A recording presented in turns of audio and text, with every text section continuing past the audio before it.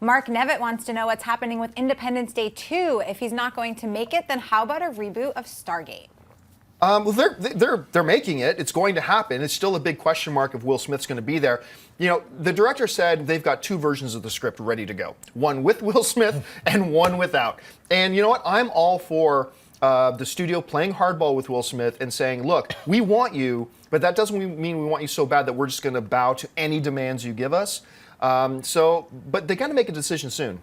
What's funny is I was just going to say I have a friend who's possibly involved who has told me that there are definitely 2 scripts. I just saw a picture of Will Smith recently that has him way more in shape than he's been in a little while. He's cut. Right. So I wonder if he's getting ready to start filming. And if I'm not wrong, they have a release date for Independence Day 2. I think they do. And I think they do for part two of the sequels, which would be the third part. And on top of that, I saw Roland Emmerich on Twitter's thing. He's location scouting right now. Yeah. Now, I don't know if he's location scouting for Independence Day 2, but he's clearly location scouting for something. I think they have a release date, so you have to wonder, is Will Smith getting in shape for Independence Day 2?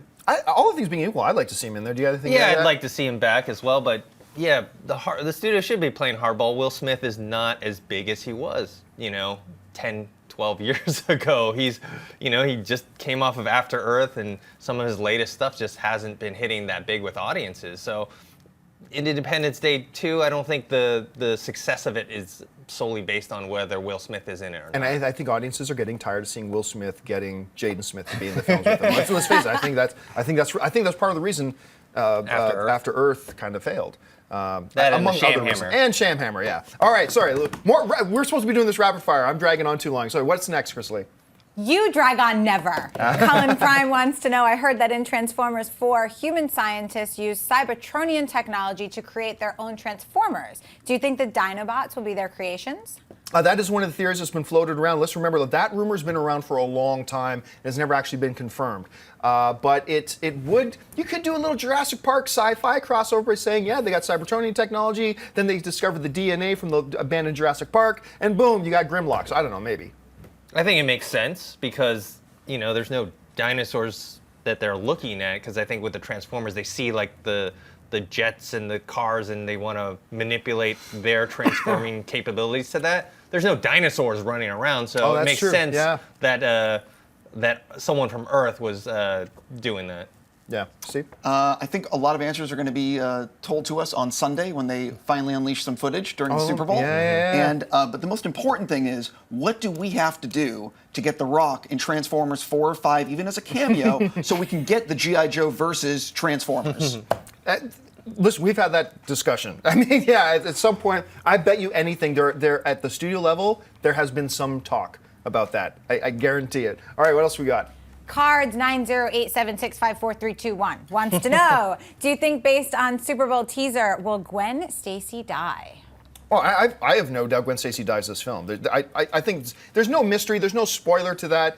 Gwen Stacy dies in this film. I mean, we all know it. They've already filmed the big, and they put out pictures of it. They already had the big funeral scene. They already said the reason they pulled Shailene Woodley, but with the name of the character, Mary Jane. The reason they pulled Mary Jane out of the film was because they felt like emotionally it was taking advantage, and it didn't pay enough respect to the tie that Peter had with Gwen, and that's why they pulled her out. So it's not a spoiler. It's not everything. She's gonna die this film. I have no doubt.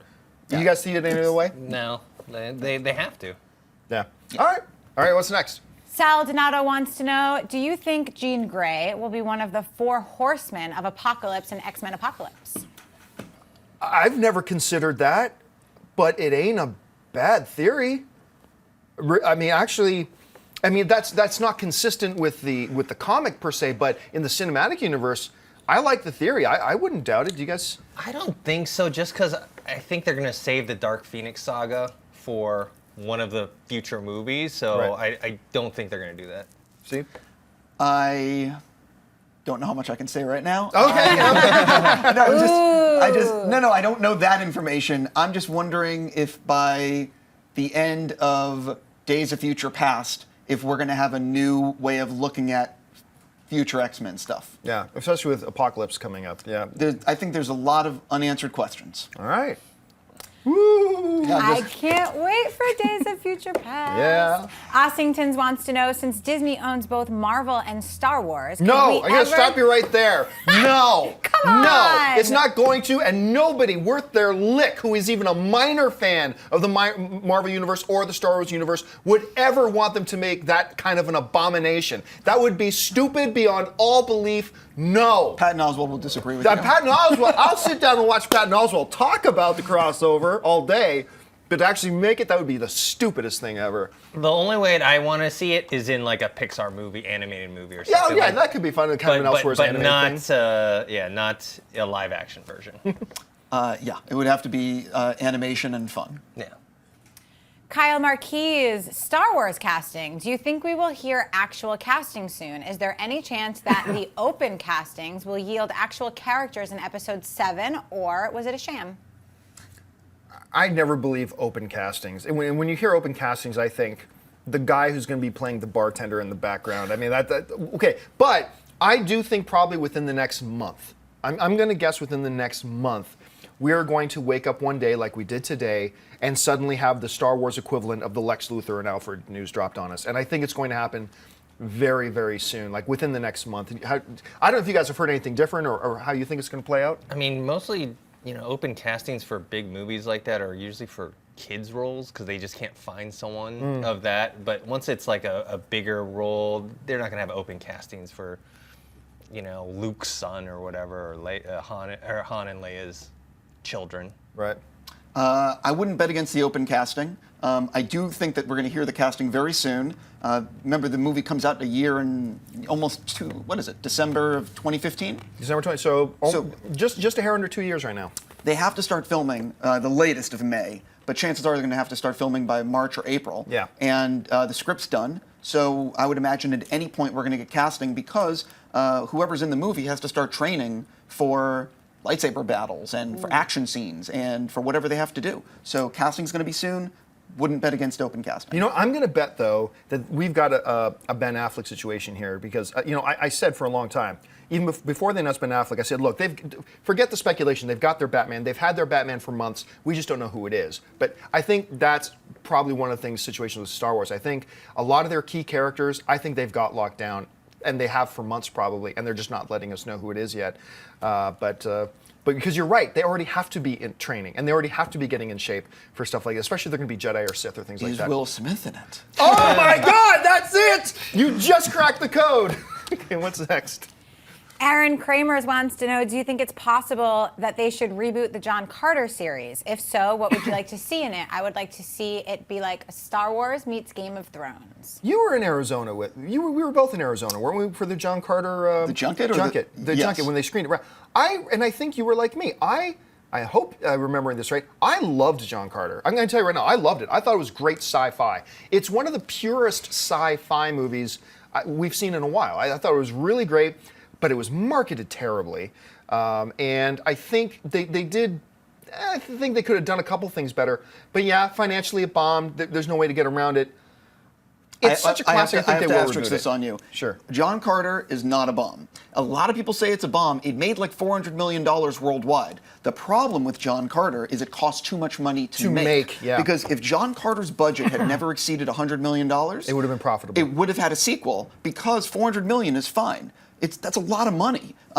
I don't blame the marketing. It was a hardcore sci-fi movie, which I loved. I think it had problems at the beginning trying to get everyone into this universe. Right. But if you watch this movie, a lot of people had problems with it. I loved it. Yeah. And I really don't think it needs a reboot. It will never be rebooted because it didn't. The property just is, it's a one and done type situation. And it's just unfortunate because I loved the movie and would have loved to have seen sequels.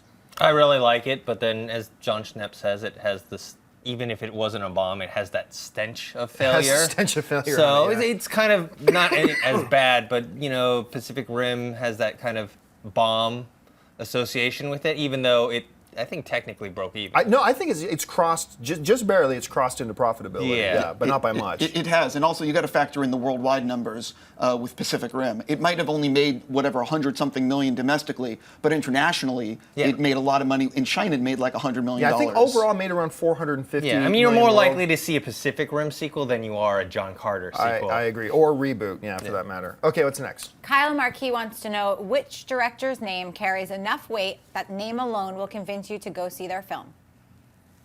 Well, I mean, I'm a broken ton. record. I'm a broken record, but I mean, if you're asking me for one, it's Spielberg. He's I believe the greatest director of all time. And a lot of people look at me, poop, and say, "Oh, you're saying that because he's modern." Well, Spielberg isn't all that modern, even though he's still doing his thing. But to me, Spielberg has proved he can do every single genre that is. He can do comedy, action, sci-fi, drama. I mean, you name it, he can do it. He's directed a lot of actors to Academy Awards. He's a consummate storyteller. He's dropped the ball now and again, but so we all have a bad day at the office. But yeah, to me, anything that says Spielberg on it, not as a producer, but as a director, because he'll put his name on anything as a producer these Yes, days. he will. I will go to see anything that Spielberg produces. There are others, but if you're asking me for just one, that's my one. Who's your one? If it's my one, it's Scorsese. I'll see anything that he does. Yeah, good one. But yeah, there's a huge list of other ones like Nolan, Aronofsky, Paul Thomas Anderson that I'll go see. If I just had one, Alan Smithy. Does anyone get the It's gone over my head. I'm the one guy who's missing out on this. Well, give me the reference. I wasn't sure. I was hoping someone was going to get that. I get it. Right. I don't. I'm the one guy in the dark here. Alan Smithy is the name that a director uses when he doesn't want his name attached to the movie. Oh, okay. So there's a few people out there at home. They do it with the screenwriters too. I think it's directors. I don't know if it's screenwriters. They have it for screenwriters as well. Oh, there's a different name? I think there's a different name. I'm not sure of that name, but there's a few people at home that laughed, and everyone else is like, "What? What? They're like me. Wait, this is going over my head." But being serious, there's way too many directors that I'm in love with to just pick one. Right. And you've named two of them. I mean, Rian Johnson, Phil Lord, and Chris Miller. Yeah. I mean, the list of people that it's just too long.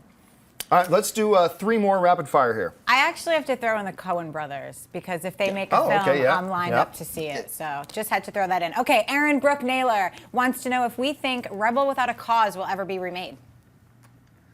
You know what? The problem is, if it is remade, it's not going to look a lot like the original. Because remember, the original was also made in a certain social context that is a different world today.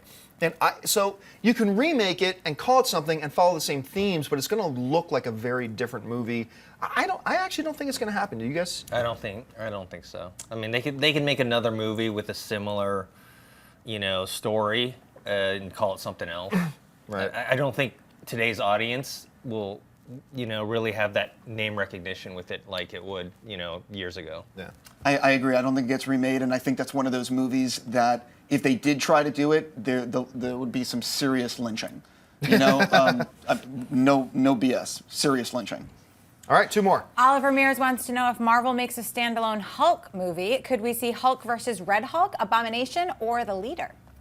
I think they didn't kill Abomination in the movie that he was in for a reason. I do think that's a good character. I like Abomination, and I like the way they kind of used him in that Hulk film.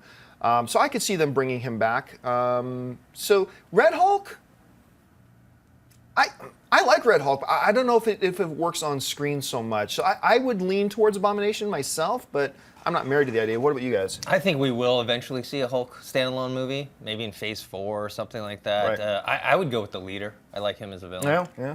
I don't see a Hulk solo movie coming anytime soon because I think one of the secrets of Avengers is Hulk in limited dosage is amazing. It's amazing, yeah. And trying to carry that for a while is difficult. And he's so powerful that you can't, it's like, who do you have in a solo movie that really can give him a challenge? Other than an alien invasion. Yeah, I think that they figured out the secret of the character with Avengers, and I think that, Avengers 2, and you keep him there, or maybe have him in as a guest person for other movies, but that's just my thoughts. I just think there's too many good Hulk stories that they can draw There from. are a lot of good Hulk stories, but yeah, it is the question about, people watching the Hulk in Avengers, they see Hulk 50% of the time that the Bruce Banner / Hulk character is in there.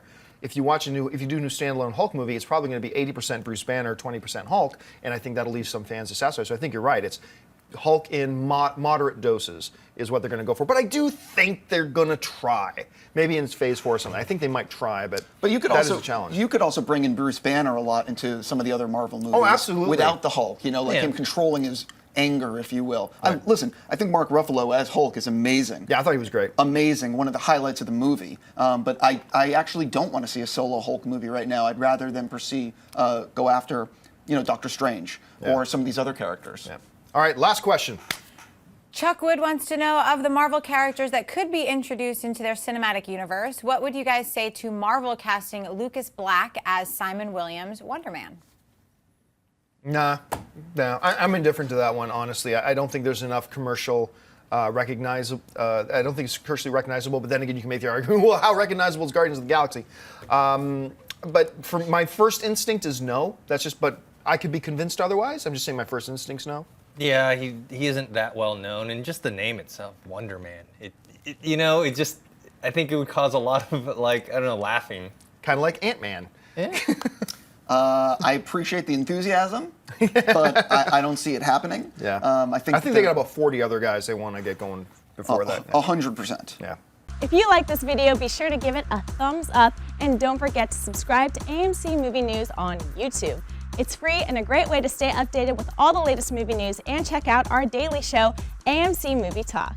Also, don't forget to check us out on Facebook and Twitter to stay in the loop for our special prizes, giveaways, and contests.